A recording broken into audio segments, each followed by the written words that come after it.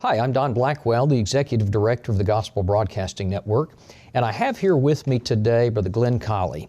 Glenn is the preacher for the West Huntsville Church of Christ, and Glenn has just written a new book that we are excited to get to talk about today. I have a copy of his book here with me. It is called Awake at Night. So good to have you here with us today, Glenn. Thanks, Don.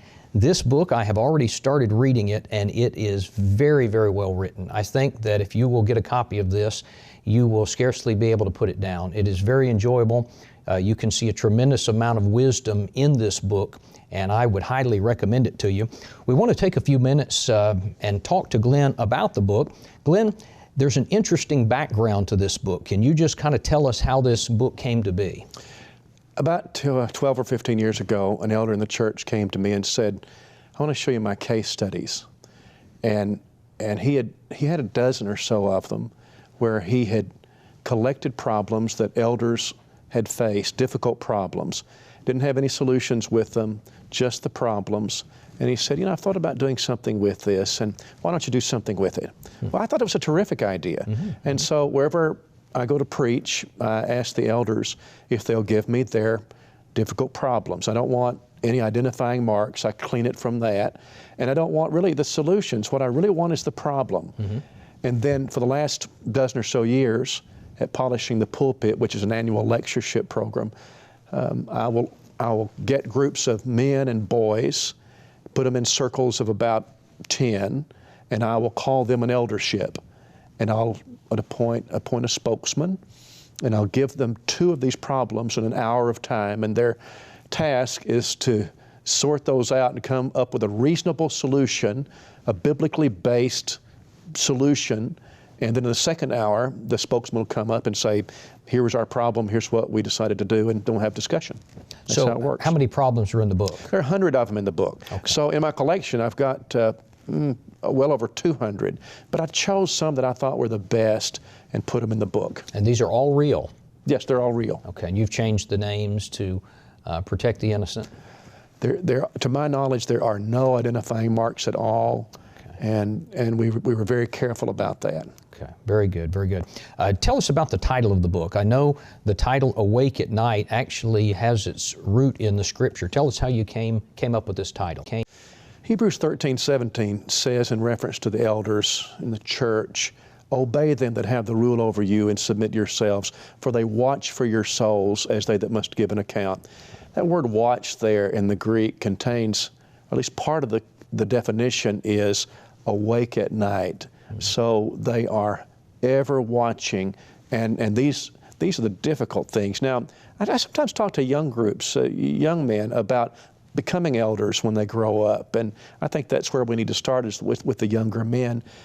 I don't want them to think that the role of elder is a miserable role, or that it's so hard you can't do it.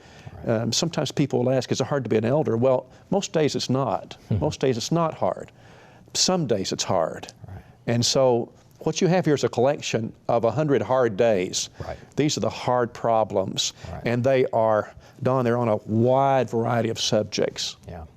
Now let me ask you this, because in this book, you give not only the problems, but you give your judgment in answering these problems. Now, we've known each other for years. I respect your judgment. I count you as a very wise man. Thank you. But someone who may pick up this book may say, well, why do we believe he is right? Why is he putting out this book and we're supposed to accept his answers? How might you respond to someone who would say that?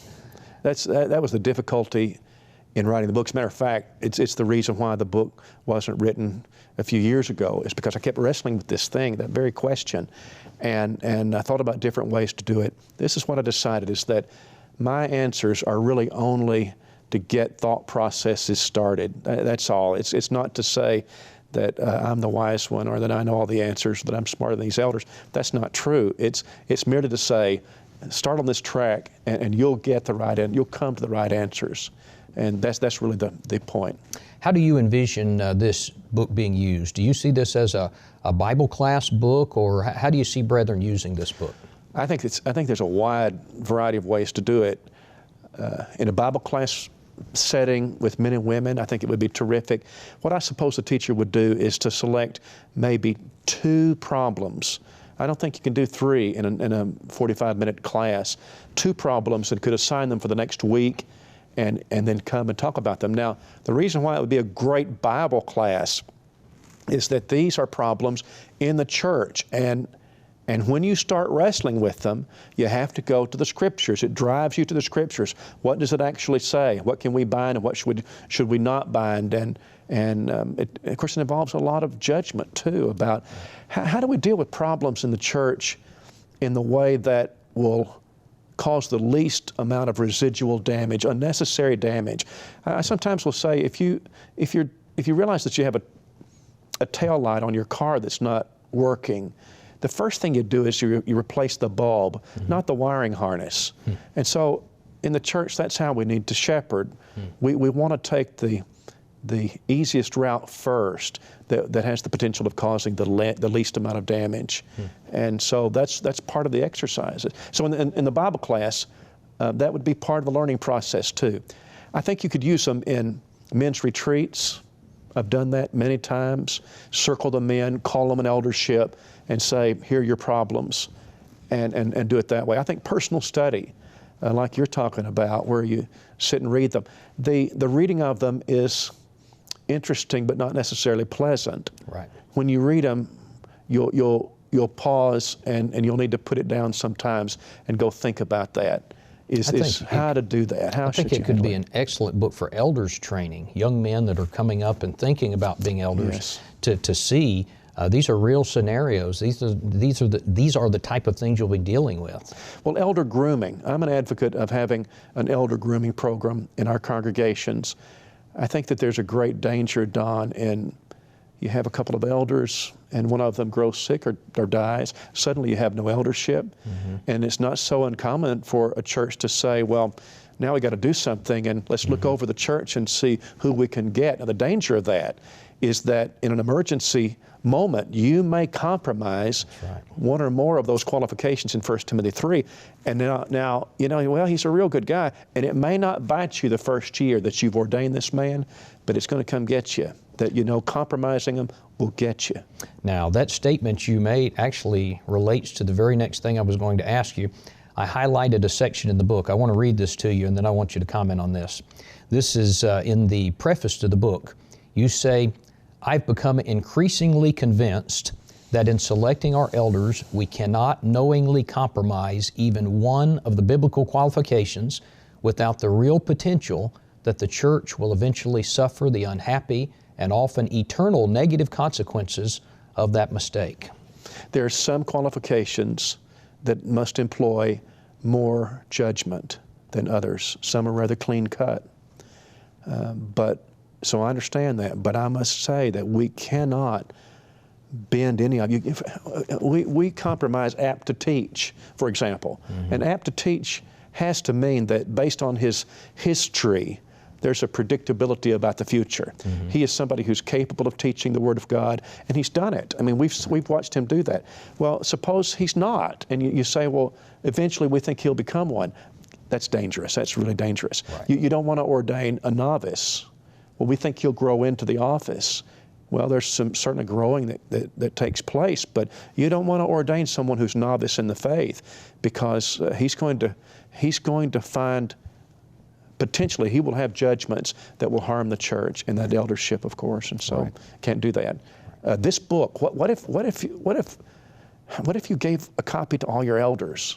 Or I personally think that every man who is thinking about becoming an elder or who would desire the office, want to become an elder, ought to read the book, just in order to get a handle on what kinds of questions might he face. Now, this will prepare him again, because there's so many varied topics here. It's going to get his thought processes going in a wide array of issues that churches are facing now and are going to keep facing. And so he will have already pre-thought a lot of those things by reading the book. Now, we've been talking about the book. Can you maybe cite some examples, some specific cases that are in the book to give people kind of an idea of some of the things that they would be dealing with? I'll give you can I give you a couple of them? Sure. Okay. This is case number 6. We're about to appoint new deacons. Among the most respected candidates are two whose daughters are cheerleaders at our local high school and who dress immodestly while cheering. We have members who have brought this to our attention, and we're opposed to appointing these men to be deacons unless it's corrected. Here's the problem. One of our current deacons' daughters is also a cheerleader. How should we proceed? Well, you know what? That's an interesting question, and not an easy one. Right. They've got a lot of different people to consider as they go into this, and is this going to end up with peace in the church and a correcting of this problem, or is it going to end up by just causing an upheaval in the church? And the answer to that is almost totally based on how these elders handle it. Right, right. Here's another one. This is case number 7. The last 2 or 3 Sundays, we've had a transvestite visiting our services. He's been coming with some people who are frequent visitors. This man has turned in a card indicating that he wants to place membership with us. We're concerned about various things. Some of the church members are getting uneasy about the influence he may have over young people. We anticipate problems over whichever restroom he chooses. We're concerned about the potential of a lawsuit against the church, and etc. Now, Boy, that's real.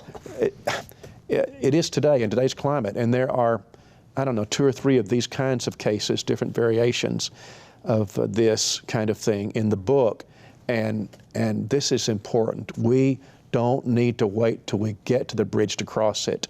We need to discuss these things and think through them. So is this sin different from others? And if so, in what specific ways? And in what ways should we treat this like every other sin? Because that's important. In most of the ways, I think what we need to do is to treat it as we would other sins, and therefore we can defend our actions easier to say, this is just, we're about Christ, and we're governed by His New Testament, and that's applicable not just to people in this sin, but people who are in other sins, and that's more easily defended, and it's right too. Right. Friends, I think this book is absolutely excellent. I think every elder in the Lord's church would do well to get a copy of this and read it, maybe buy a case of them for the congregation. Glenn, tell us how we can get this book. What is the cost, and how can people get a copy of it? The book is $12.95, and you can get it one of 2 ways. We're going to post the website and a phone number on the screen where they can contact us to get the book. The website is thecolleyhouse.org. Okay. And you'll see that on your screen to remind you, and then there's a phone number there that you can call and order the book. Okay. Well, Glenn, thank you for writing this. Thank you for being with us today. We greatly appreciate you and the good work that you continue to do in the Lord's kingdom. Thank you very much.